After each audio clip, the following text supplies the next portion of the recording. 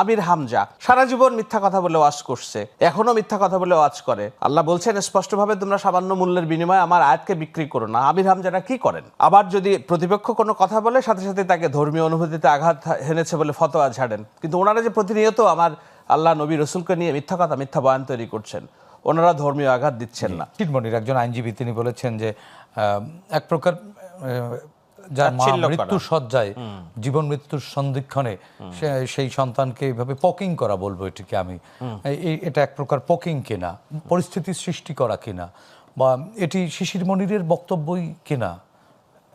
দেখুন, আমি অন্যভাবে রাশেদ খুব স্ট্রংলি বলেছে। জনাব শিশির মনির, উনি যে রাজনীতি করেন, উনি যে খুব ভালো বক্তা, কিংবা উনি যে জামাতের রাজনীতির একজন বড় মুখ, এটা 5 তারিখের আগে তো আমরা জানতাম না কেউ।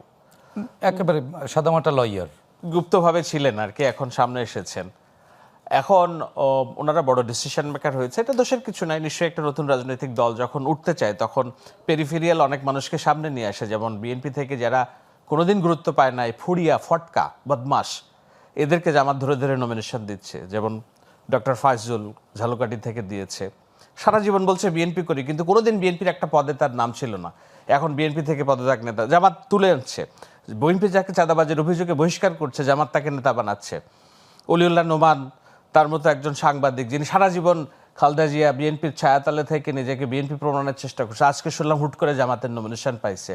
তো আমি এই নামগুলো খালি বলছি না। আমির হামজা সারা জীবন মিথ্যা কথা বলে ওয়াজ করছে, এখনো মিথ্যা কথা বলে ওয়াজ করে। আল্লাহ বলছেন স্পষ্টভাবে, তোমরা সামান্য মূল্যের বিনিময়ে আমার আয়াতকে বিক্রি করো না। আমির হামজারা কি করেন?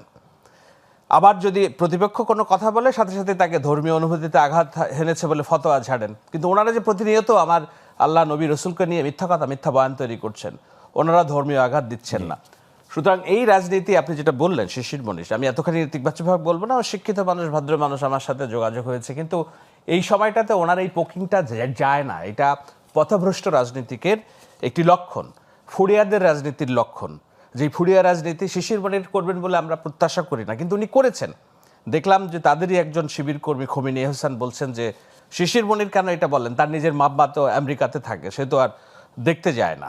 শিশির মনির তো সেই শিশির মনির আমরা জানি যে শহীদ আবরারের হত্যাকারীদের বাঁচানোর জন্য নিজে আইনজীবী হিসেবে লড়াই করেছেন, এবং সেটা আমি ব্যক্তি শাহেদ আলম ফেসবুকে পোস্ট দেওয়ার পর উনি ওখান থেকে নিজেকে সরিয়ে নেন যে না, আমি আর ফার্দার এই মামলায় আমি লড়বো না। শিশির মনির তো সেই শিশির মনির যে আইজিপি মামুনের ভাই, যিনি জামায়াতের হয়ে নির্বাচন করছেন না কি যেন আমি দেখলাম।